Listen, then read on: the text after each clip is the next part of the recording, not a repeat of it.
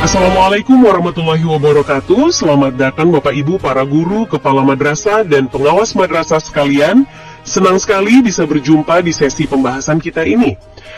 Kita akan fokus pada materi yang baru saja Anda terima ya, panduan kurikulum berbasis cinta. Ini dari Ditjen Pendis Kemenak RI berdasarkan keputusan Dirjen Pendis No. 6077 tahun 2025. Jadi, tujuan kita hari ini adalah untuk memahami lebih dalam lah ya, esensi kurikulum baru ini, dan tentu saja gimana cara kita mulai menerapkannya di madrasah kita masing-masing.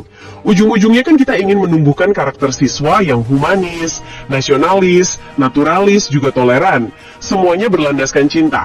Nah, mari kita bedah bareng-bareng. Oke, mungkin pertanyaan pertama yang muncul, kenapa sih kurikulum berbasis cinta atau KBC ini pentingnya sekarang? Sumber ini kan nyebutnya soal Indonesia Emas 2045, butuh SDM unggul. Tapi di sisi lain, ada tantangan nyata kan? Dehumanisasi, konflik, intoleransi, bahkan perundungan di sekolah kita sendiri. Menurut Anda, KBC ini jawaban yang pas? Iya, betul sekali. KBC ini memang dirancang sebagai respon strategis ya. Tapi penting dipahami, ini bukan sekedar nama dokumen kurikulum loh. Ini lebih ke perubahan pendekatan mendasar. Pendidikan kan memang selalu tujuannya membentuk karakter ya. Nah, KBC ini secara eksplisit menempatkan kasih sayang sebagai intinya, sebagai jantung pedagoginya. Panduan ini juga menegaskan, pendidikan itu wahana paling pas buat nanemin nilai ini dari dini, buat bekal generasi muda kita menghadapi isu kemanusiaan, baik lokal maupun global. Oke. Jadi kalau begitu, apa sih KBC ini? Secara konkret, gimana panduan ini mendefinisikannya? Apa yang bikin beda gitu? Ya, kalau definisinya, KBC itu fokusnya ke pengembangan karakter, terus pembelajaran berbasis pengalaman nyata, sama penguatan aspek sosial emosional siswa. Bedanya di mana? Nah, bedanya itu di penekanannya sebagai jiwa. Jiwa yang harus meresap ke semua aspek di madrasah. Jadi dia masuk ke intrakurikuler, kokurikuler, ekstrakurikuler, bukan cuma jadi mapel tambahan. Dia juga menyatu ke mapel khas madrasah kayak akidah akhlak, fikih, SKI, bahasa Arab, dan lainnya. Juga ke mapel umum lewat pembiasaan sehari-hari. Gitu. Nah, ini dia nih yang ditunggu-tunggu para guru. Implementasinya gimana di kelas? Kan kadang teori bagus, tapi praktiknya bingung. Panduan ada contohnya kan ya? Kayak materi wudhu di fikih itu. Betul, contoh wudhu itu menarik sekali, jadi murid itu nggak cuma diajak menghafal syarat dan rukunnya saja, bukan itu poin utamanya, mereka diajak mengaitkan langsung wudhu itu dengan misalnya cinta lingkungan, dan tentu cinta Allah dan Rasulnya. Caranya bisa pakai metode kayak project-based learning, di panduan dicontohkan alur FITS ya, Feel, Imagine, Do, Share. Jadi anak-anak diajak merasakan feel dulu, berapa banyak ya air yang aku pakai buat wudhu, terus belajar, oh Rasulullah itu SAW pakainya cuma sekitar setengah liter, 1 mud. Lalu mereka membayangkan, imagine, gimana caranya bisa hemat air. Terus mencoba, do, mungkin praktek wudhu pakai air sebotol kecil gitu. Terakhir mereka berbagi, share, pengalamannya apa yang mereka temukan.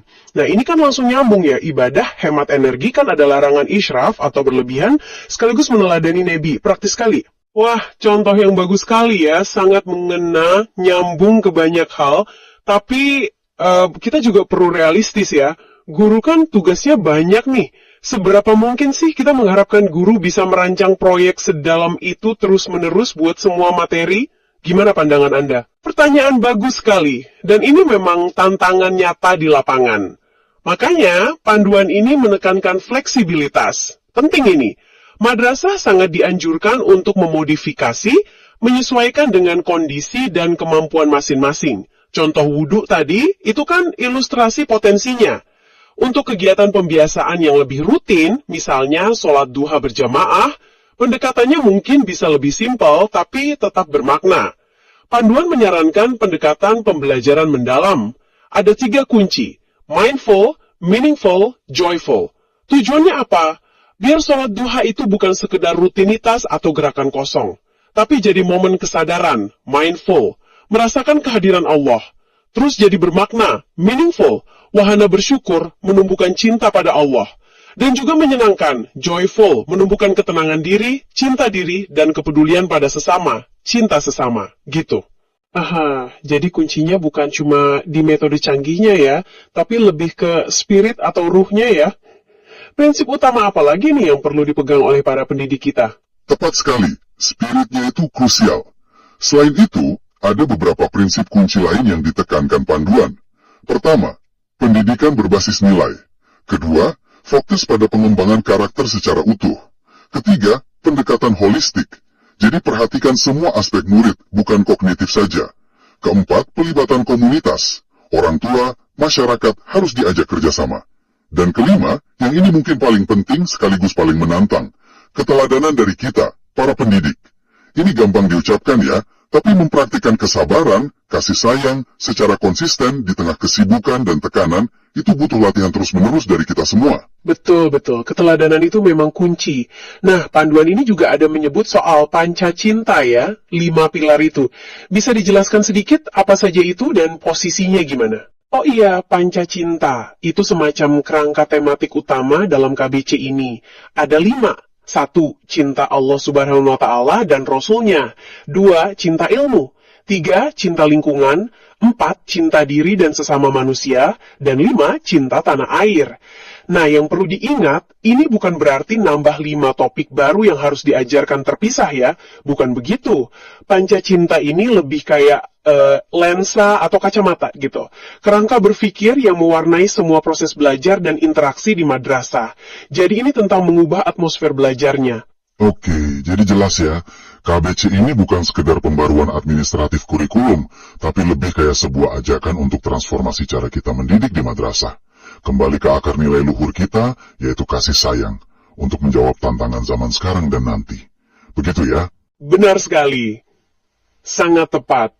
Ujungnya kita berharap tercipta ekosistem madrasah yang aman, nyaman, ramah anak, yang menyejahterakan murid secara mental dan spiritual, dan juga tentu saja madrasah yang ramah lingkungan. Ini ikhtiar kita bersama, dan butuh proses, nggak instan. Baik. Nah, sebagai penutup nih, mungkin satu pertanyaan reflektif untuk Anda semua yang menyimak.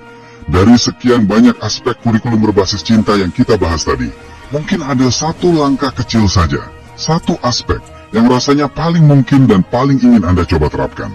Mungkin mulai besok, di kelas Anda atau di lingkungan madrasah Anda. Terima kasih banyak sudah menyimak pembahasan kita kali ini. Semoga ada manfaatnya, membawa inspirasi, dan memberi kemudahan bagi Anda dalam menjalankan amanah mulia ini. Wassalamualaikum warahmatullahi wabarakatuh.